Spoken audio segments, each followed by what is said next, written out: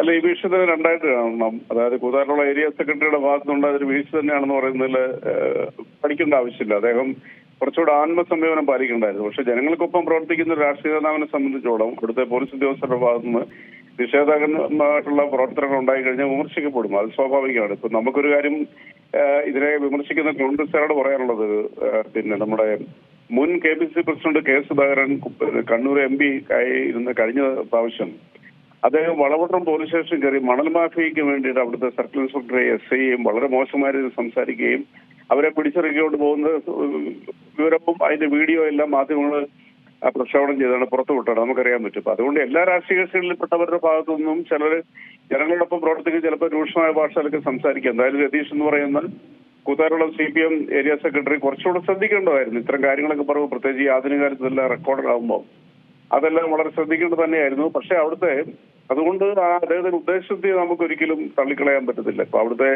അദ്ദേഹം പിന്നെ സംസാരിച്ച ആ സർക്കിൾ ഇൻസ്പെക്ടറെ സംബന്ധിച്ചുള്ള അദ്ദേഹം പറയുന്ന വാക്കുകളും ഒരു ജനങ്ങളുമായി ബന്ധപ്പെടുന്ന നേതാക്കന്മാരോടും ജനങ്ങൾക്ക് വേണ്ടി പ്രവർത്തിക്കുന്ന സാമൂഹിക പ്രവർത്തകരോടും സംസാരിക്കേണ്ട ഒരു ശൈലിയിലല്ല അദ്ദേഹത്തിന്റെ മറുപടികൾ. അദ്ദേഹത്തിന് ഒരു പ്രത്യേക രാജ്യത്തെ സ്വന്തം അധികാരി എന്നുള്ള രീതിയിലാണ് സംസാരിക്കുന്നത്. അങ്ങനെയല്ല സംസാരിക്കേണ്ടത്. അതിൽ കുറച്ച് മിതത്വം പാലിക്കണം. ജനങ്ങളോടൊപ്പം പ്രവർത്തിക്കുന്നവരെ മാനിക്കേണ്ടത്. രാഷ്ട്രീയ പ്രവർത്തകരെ കൊണ്ട് മാനിക്കാനായിട്ട് ജനാധിപത്യത്തിൽ ഏത് ഉദ്യോഗസ്ഥനും ഒരു ബാധ്യതയുണ്ട്. അതുകൊണ്ട് ഉദ്യോഗസ്ഥരെ മാത്രം വെള്ളപൂശിക്കൊണ്ട് ഒരു ഏരിയ സെക്രട്ടറിയെ കുറ്റപ്പെടുത്തുന്നതിൽ അർത്ഥമൊന്നുമില്ല. ഏരിയ സെക്രട്ടറി കുറച്ചുകൂടെ മിതമായ ഭാഷ ഉപയോഗിക്കേണ്ടതാണെന്നുള്ള കാര്യത്തിൽ എനിക്ക് തർക്കമില്ല. അവരൊക്കെ എപ്പോഴും സമൂഹത്തിൽ ഓഡിറ്റ് ചെയ്യപ്പെടുന്നവരാണ്, ജനങ്ങളുടെ വിമർശനങ്ങൾ ഏറ്റുവാങ്ങുന്നവരാണ്. അപ്പൊ അവർ കുറച്ചുകൂടെ മിതത്വം പാലിക്കണം. പക്ഷേ ചില സംഭവങ്ങളിൽ ജനങ്ങളെ ബുദ്ധിമുട്ടിക്കുന്ന ഉദ്യോഗസ്ഥന്മാർക്കെതിരെ പരുഷമായ വാക്കുകളിൽ തന്നെ പ്രതികരിക്കേണ്ട സാഹചര്യങ്ങളുണ്ടാവും.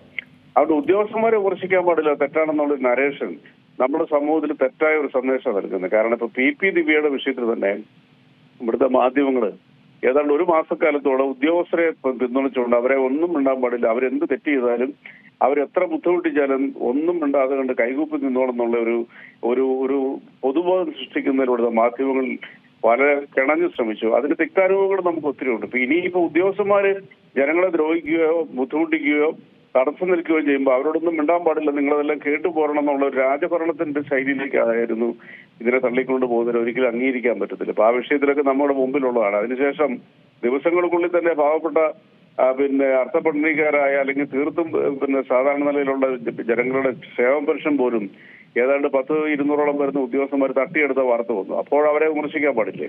ഇതേ മാധ്യമങ്ങൾ അവരെ വിമർശിക്കുകയും ചെയ്തു. അവരെ കുറെ പേരെ സസ്പെൻഷനിലേക്ക് വിട്ടു, പിന്നെ അവരെ തിരിച്ചെടുത്തു.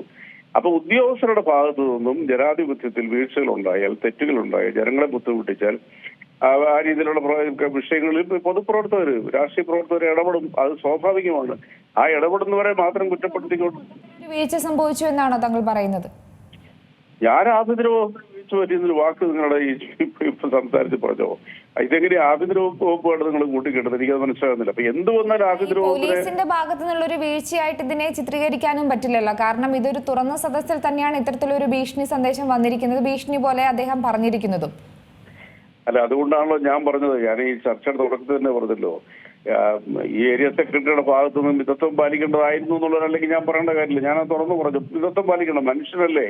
എത്രയോ ഏരിയ സെക്രട്ടറിമാരും ലോക്കൽ സെക്രട്ടറിമാരും പിന്നെ ഏതാണ്ട് 19,000-ഓളം ബ്രാഞ്ച് സെക്രട്ടറിമാരും CPM-നുണ്ട്. അതുപോലെ തന്നെ മണ്ഡലം ബൂത്ത് കമ്മിറ്റി സഹിതം കോൺഗ്രസിനുണ്ട്. അപ്പൊ അത് അവരെല്ലാം ജനങ്ങൾക്ക് വേണ്ടി പ്രവർത്തിക്കുന്നവരാണ്. അപ്പൊ അവരുടെ ഭാഗത്തുനിന്ന് ഇത്രയും ആയിരക്കണക്കിന് പ്രവർത്തകരുള്ളപ്പോൾ 1-2 വ്യക്തികളുടെ ഭാഗത്തുനിന്ന് ഒരു വീഴ്ച ഉണ്ടാകാം.